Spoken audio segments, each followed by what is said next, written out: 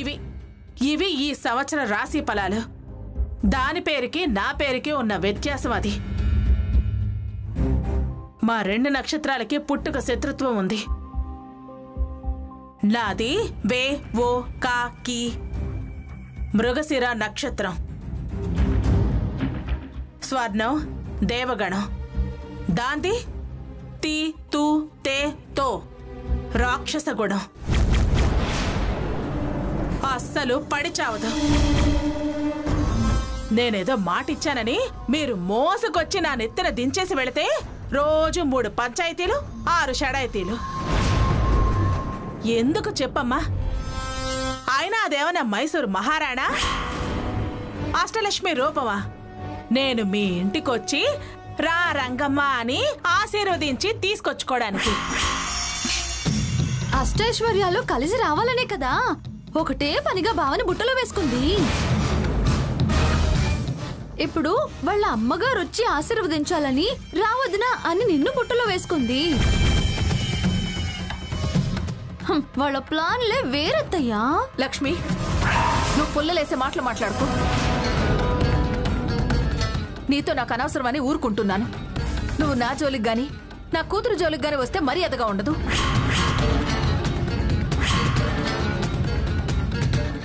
చూడొదినా, నువ్వు నీకు అనుకూలంగా మాట్లాడుతున్నావు కానీ అది చూ చే లోలా లక్ష్మి. తులసి అశ్విని నక్షత్రం, స్వర్ణం దేవగణం. మీరిద్దరూ మిత్రతరాలే. శత్రుత్వం తాత్కాలికం వదినా. చెల్లెలుగా మా వారికి మాట ఇచ్చావు. మాట తప్పడం నీకు అలవాటు లేదు. నువ్వన్న మాట ప్రకారమే దాన్ని నువ్వు ఈ గడప దాటని వదునా. పెద్దదానిగా ఆశీర్వదించడానికి రమ్మని నీకు ఆడబడుచుగా అన్న భార్యగా ఆహ్వానిస్తున్నాను. కాదని నా మనసుని కష్టపెట్టకొదునా. రావదునా. ఇదిగో, ఈ కాకమ్మ కబుర్లన్నీ నా దగ్గర చెప్పకు. నేనేం మాట తప్పడం లేదు. నేనొచ్చి నీ ఇంట్లో నీ కూతుర్ని ఆశీర్వదిస్తాను అని మాట ఇవ్వలేదు కదా. పంపు తలుచుకుంటే పంపు, కాదు నేనే వచ్చి దీవించాకే పంపుతాను అనుకుంటే అలాగే అట్టి పెట్టుకో. వదినా, వద్దొదినా. రేపు కోడలుగా రాబోయే దాని మీద పంతాలొద్దు. నీ దీవెనలే దానికి అండగా ఉంటాయి. అదే మాకు తృప్తినిస్తుంది. నా ప్రార్థన ఒక్కసారి మన్నించి ఒక అడుగు చెళ్ళొదినా. అబ్బబ్బబ్బా, నన్ను వాగించుకు ప్రియా. వచ్చావు, చెప్పదలుచుకునేదేదో చెప్పావు. నేను చెప్పదలుచుకుంది చెప్పాను.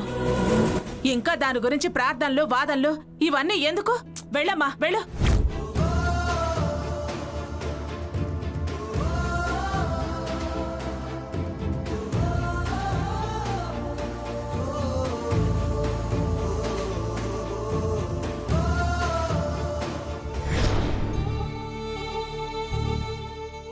అమ్మ ప్రియా, కాస్త ముందుగా వచ్చుంటే బాగుండేదన్నయ్య.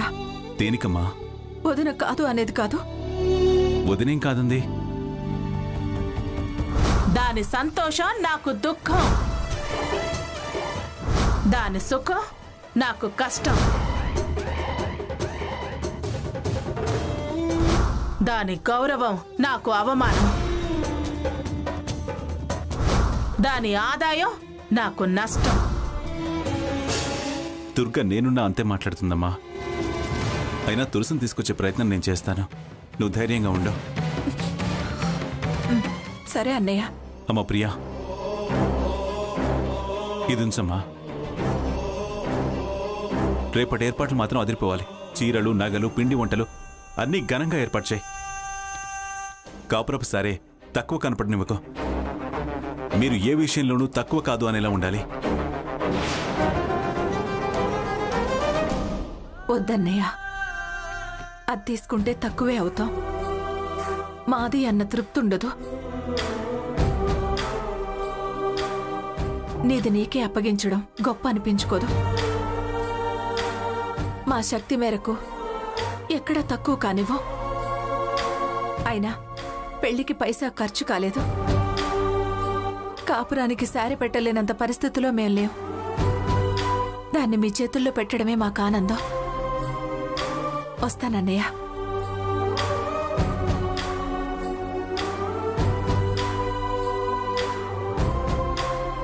మీది మీకు అనే మాటలో చాలా అర్థం ఉందమ్మా. అప్పగించడమే గొప్ప తృప్తి అన్న మాటల్లో ఎంత వివరం ఉందో. నీకు డబ్బు ఇవ్వాలనుకోవడం ప్రేమతోనే కానీ నీ త్యాగానికి వెలకట్టాలని కాదు. గొప్ప మనసు రానిదే. అందుకే తులసినంత గొప్పగా పెంచా. నా కూతుర్ని రేపటి నుంచి నా గుండెల్లో పెట్టుకుని చూసుకుంటాను. నీ కళ్ళు చెమ్మగిలనివ్వను. దుర్గ మనసు మార్చడానికి శతవిధాలా ప్రయత్నం చేస్తాను. నిజం నేనే చెప్తాను. నువ్వు నిశ్చింతగా ఉండు.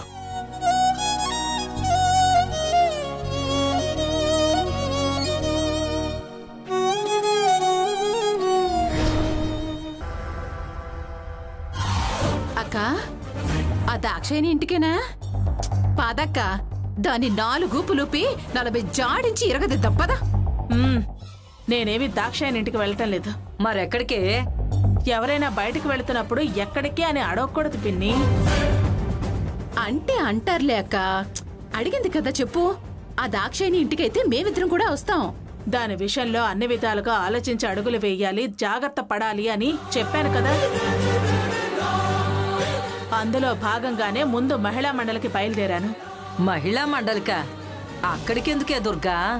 ముందు అటు నుంచి నరుకొద్దామని పిన్ని. అక్కడ దాక్షాయినికి పవర్స్ లేకుండా కట్ చేసి దాన్ని డిప్రెషన్ కి గురి చేసి దాడి చేద్దామని. అయితే వెళ్ళిరా అక్క. అదేంటి వెళ్ళిరా అంటున్నావు? అయితే వెళ్ళిరా అక్క. నువ్వు రావా? సారీ, నేను రాను. ఏ ఏ అంటే ఆ మహిళా మండలంతా ఆ తులసి వెనక ఉంది కనుక. అదేంటి అలా అంటావు? అనడం ఏముందక్క, నిజమేంటో నీకు తెలీదా? నీ గెలుపు వెనుక ఉన్నదెవరు? ఆ తులసియే కదా. అప్పుడే అది నీకు కోడలు కాకముందే మొత్తం మహిళా మండలిని ఒంటి చేత్తో మేనేజ్ చేసింది. నీ వైపు తిప్పి గెలిపించేసింది.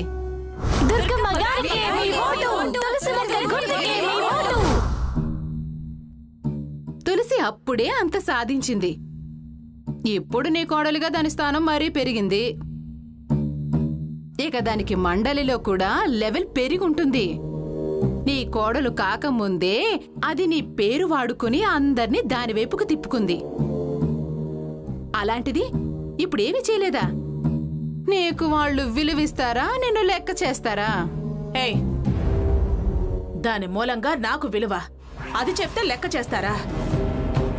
నా విలువ నాదే, నా లెవెల్ నాదే. దుర్గమ్మ, కోనొక్క దుర్గమ్మ, తెలుసుగా? బయలుదేరండి. దాక్షాయిని పవర్ అంతా అక్కడ కట్ చేస్తాను. పదండి.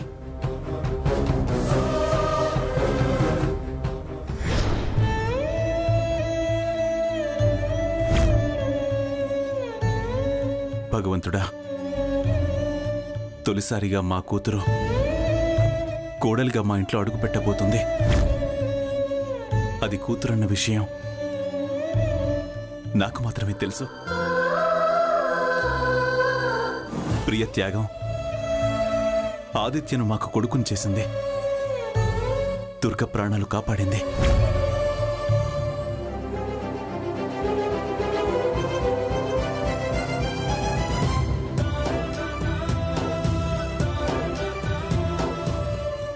మా కూతుర్ని మా ఇంటికి పంపాలని ఇన్నేళ్లు శ్రద్ధగా గొప్పగా ఆ ప్రియ తులసిని పెంచింది. మాది మాకిచ్చేయాలనే తపన పడింది, తాపత్రయపడింది. ఇన్నాళ్ళ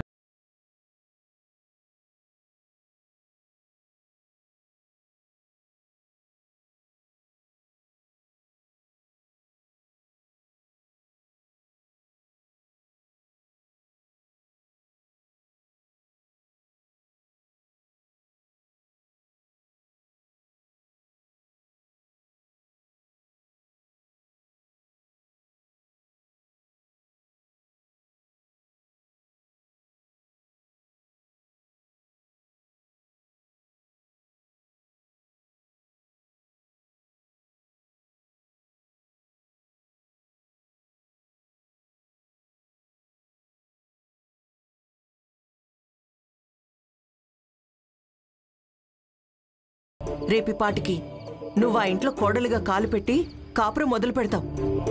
నువ్వు అంటుంటే ధైర్యంగానే అనిపిస్తోంది కానీ దుర్గమ్మని తలుచుకుంటుంటేనే కాస్త కుడికన్ను అదురుతుంది. కుడి కన్ను లేదు, ఎడం కన్ను లేదు. అయినా నువ్వు భయపడ్డవేంటి తులసి? నిన్ను చూసి దుర్గమ్మ భయపడాలి కాని. పెళ్లి కాకముందు అలాగే ఉండేది. పెళ్ళయ్యే వరకు కోడలి పొజిషన్కి వెళ్ళాను కదా, అత్తగారు అన్న గౌరవం తెలియని భయం తెచ్చిపెట్టింది. ఎంతైనా ఆవిడ స్థానం ఆవిడదే కదా, అత్త పోస్ట్ పవర్ఫుల్ కదా. ఇవాల్టి అత్తగారు నిన్నటి కోడలు, ఇవాల్టి కోడలు రేపటి అత్తగారు. వారసత్వం. పొజిషన్స్ మారుతూనే ఉంటాయి. నువ్వు లేనిపోయిన అత్తగారి పొజిషన్లోకి పోకు. సపోర్ట్ అంతా నీకే ఉంది. సింగిల్ గా ఇంతమందిని ఏం ఎదుర్కొంటుందా దుర్గా చెప్పు? మా దుర్గమ్మ సంగతి మీకు తెలియదు దాక్షాణి గారు. సింగిల్ గా ఉన్న చిటికలేస్తుంది, సై అంటే సై అంటుంది.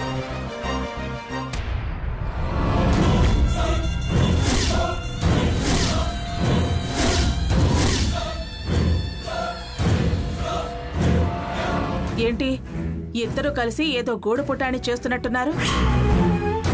మీ బుద్ధిలేని పొరలు ఒక్క దగ్గర చేరి ఎన్ని వెర్రి ప్లాన్లు వేసినా నన్నేమి చేయలేరు. నువ్వెప్పుడు నెగటివ్ గానే ఆలోచిస్తావు దుర్గమ్మ. మేమే గూడు పుటాన్ని చేయడం లేదు, వేరే ప్లాన్లు అంతకంటే వేయడం లేదు. మరేమిటో మీ గుస గుస. నేను రేపు కాపురానికి వస్తున్నాను కదా దుర్గమ్మ, ఆ వేడుకకి దాక్షాయణి గారిని రమ్మని పిలుస్తున్నాను. సారెలో పిండి వంటలు ఏం తీసుకెళ్తే బాగుంటుందా అని డిస్కస్ చేస్తున్నాను. ఓ సిని, డిస్కషన్స్ అంటూ ఎంత మురిసిపోతున్నావో, ఎంత మిడిసిపడుతున్నావో. ఎందుకు దుర్గక్క కోడల మీద అంత విసుగు చూపిస్తావు? మా అత్తకి నన్ను విసుక్కోవడం ఒక సరదాలే. నువ్వు అనవసరంగా కసురుకుంటున్నావు కానీ అది కోడలిగా నీ ఇంట్లో కాలు పెట్టాక నీకు బాగా కలిసొస్తుంది దుర్గక్క. అబ్బో, నీ అదృష్టం మారిపోతుంది, నీ దశ తిరిగిపోతుంది. ఏడ్సావులే.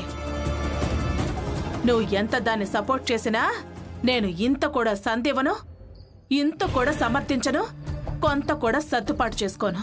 ఎందుకు దుర్గమ్మ మనకి గొడవలు?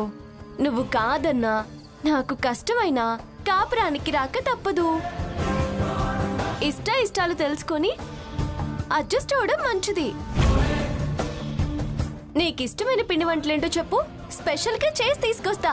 నువ్వేంటే నాకు చేసి పెట్టేది? నాకు వాతలు వడ్డాణాలంటే ఇష్టం కదా. ఆ కోరిక నేను తీరుస్తానులే అక్క. వాచిపోతుంది. ఏంటే నువ్వు తీర్చేది? నేను దానికి పెట్టి పంపిస్తా, నువ్వు వెన్న రాతూ కాని. పోయి పని చూసుకోండి పిచ్చి మొహల్లారా. డ్రైవర్ పోనీ. దుర్గమ్మో వస్తాను కూడా, కాస్త కూడా తగ్గను. నన్ను గడప దాటనిస్తుందంటారే దాక్షాణి గారు. మీ మామయ్య ఉన్నాడు, ప్రేమించే ఆదిత్యున్నాడు. ఆపడం ఆవిడ వల్ల కాదు. అయినా నలుగురుంటారుగా, పద్ధతి కాదని నిలదీయరా. నీకు నేను చెప్పే సమాధానమే చెప్తే ఆవిడ పరువే పోతుంది. పరువు కోసమైనా దుర్గమ్మ నోరు తెరవకుండా ఉంటుంది. పద వెళ్దాం.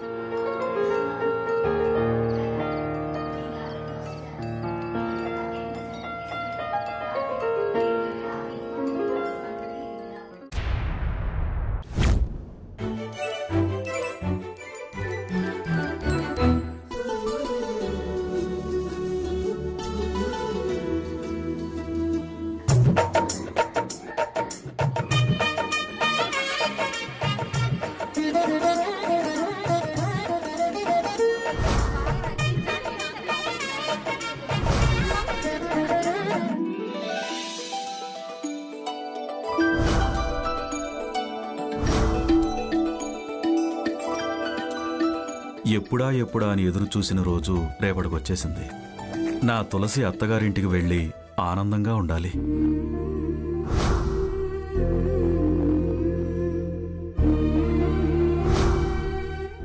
ప్రియ ఏ రోజైతే దుర్గమ్మ పొత్తిళ్ల నుండి బిడ్డను తెచ్చిందో ఆ రోజు నుండి ఆ ఇంటికి చేర్చాలని చూస్తుంది. ఆ కోరిక రేపటితో నెరవేరబోతోంది. తన త్యాగానికి ఒక అర్థం దొరుకుతుంది. వరసుంది కదా అని లడ్డూ లాంటి మా ఆదిత్యని భలే పట్టేశావే తులసి. ఏంటి లడ్డూ లాంటి ఆదిత్యను పట్టేశావంటున్నా? మా తులసికి మాత్రం ఏం తక్కువ? పంచదార అరిసెలా దగదగ మెరిసిపోతుంది. ఆదిత్యనే ప్రేమ ప్రేమ అంటూ మా తులసి వెనకాల పడ్డాడు.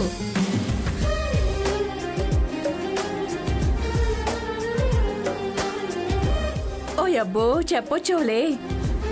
చిన్నప్పటి నుంచి బావా బావా అంటూ ఆదిత్యని వల్ల వేసుకోవాలని తిరిగేది.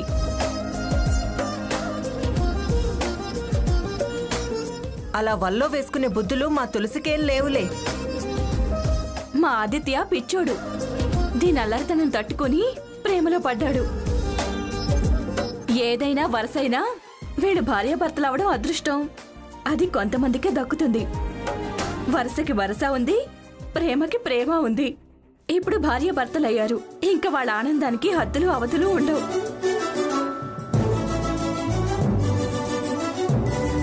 అది సాంబయ్య ప్రియా చేసుకున్న అదృష్టం. ఎందుకంటే తన పుట్టినిల్లే తన కూతురికి మెట్టినిల్లవుతుంది. ఇలా రక్త సంబంధం నిలబడుతున్నందుకు ప్రియా అదృష్టవంతురాలు. నిజమే. ఇది ప్రియా ఒక్కదాని అదృష్టమే కాదు, తులసి ఆదిత్యుల అదృష్టం కూడా. వీళ్ళిద్దరి ప్రేమను అర్థం చేసుకుని మా బావ పెళ్లి జరిపించాడు. మా బావ దేవుడు. మీ బావ దేవుడు సరే, పక్కనే దుర్గమ్మ ఉంది కదా, ఆవిడ సంగతి ఏంటి? మా వదినికి ఇవాళున్న మొండితనం రేపుంటుందని నమ్మకం ఏంటి? అయినా తనది మీరనుకున్నంత పెంకితనమేం కాదు. ఒకప్పుడు మేము అక్క చెల్లెళ్ళలా ఉండేవాళ్ళం. నన్నంత బాగా చూసుకునేది.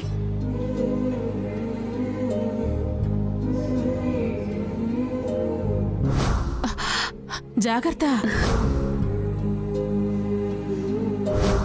మా వదిన బంగారు కొండ.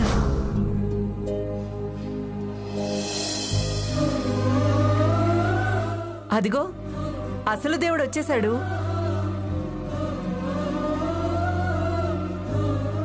రా బావా. బావా, ఆరోగ్యం ఎలా ఉంది? పర్వాలేదు బావా. ఇదిగో పిండి వంటలకి హెల్ప్ కూడా చేస్తున్నాను.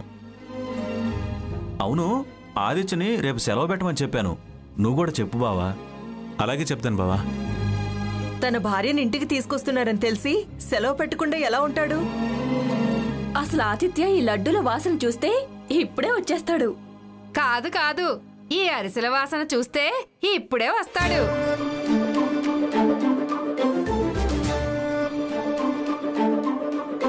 వాడికి పంచదార అరిసెలంటే ఇష్టం. ఇందాక మనం తులసిని పంచదార అరిసెలతోనే కదా పోల్చాం. వాడు తులసి కోసం కొత్తగా వచ్చేవాడేం కాదు. చిన్నప్పటి నుంచి ఇంటికి వచ్చిపోయేవాడే. వరుసతో రావడం వేరు, వలపుతో రావడం వేరు. ఇదిగో చూడండి, వలపు అనేసరికి ఎన్ని మెలికలు తిరుగుతుందో.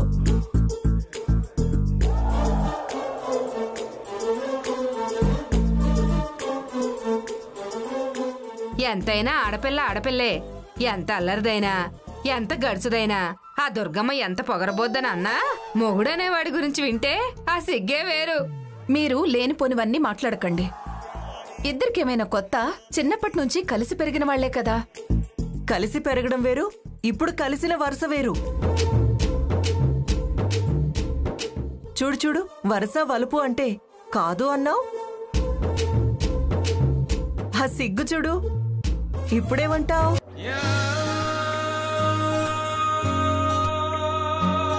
ఇప్పుడేమంటారు? పో దాక్షాయిని ఆంటీ. నువ్వు ఊరుకో దాక్షాయిని, ఊరుకో. ప్రతిదానికి లేనిపోని అర్థాలు తీస్తావు. చిలక గోరింకల్లా ఉండటం మంచిదే కదా. వీళ్ళిద్దరూ చిలక గోరింకలే. మధ్యలో దుర్గమ్మ ఉంది కదా, ముక్కుతో పొడుస్తూ ఉంటుంది. ఆ ఆ పొడుపులు ఎంతకాలంలే. అయినా రేపటి తరం వాళ్ళు వీళ్ళు ఎంతకాలమని ఊరుకుంటారు? అమ్మ ప్రియా, మీరు త్వరగా కానివ్వండి, లేట్ కాకుండా. నేను ఇప్పుడే వస్తాను. సరే బావా. బావా వెళ్ళొస్తాను. త్వరగా కానివ్వండి.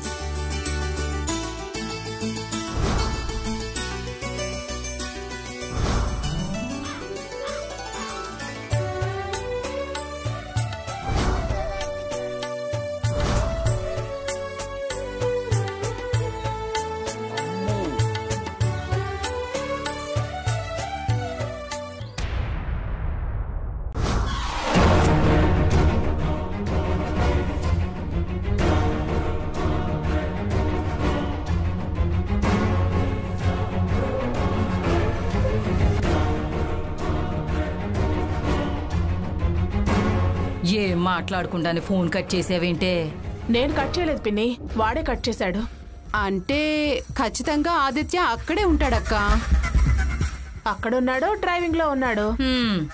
ఈ సమర్థింపు మాటలే వాడి కలుసు అయ్యాయే దుర్గా. ఇప్పుడు నేనే సమర్థించాను పిన్ని. నీ మనసుకి వాడక్కడున్నాడని తెలిసినా కానీ డ్రైవింగ్ లో ఉన్నాడనటం సమర్థింపు కాదా? నానమ్మా, మీకు చర్చ ఎందుకు చెప్పు? బావ వచ్చాక అడిగితే సరిపోతుంది కదా.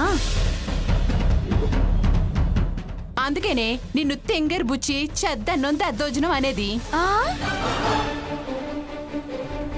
ఎందుకు? నేనే ఉన్నాను. వాడినే అడిగితే సరే అన్నావుగా, అదే పిచ్చివాగుడు. వాడక్కడే ఉన్నానని నిజం చెప్తాడా?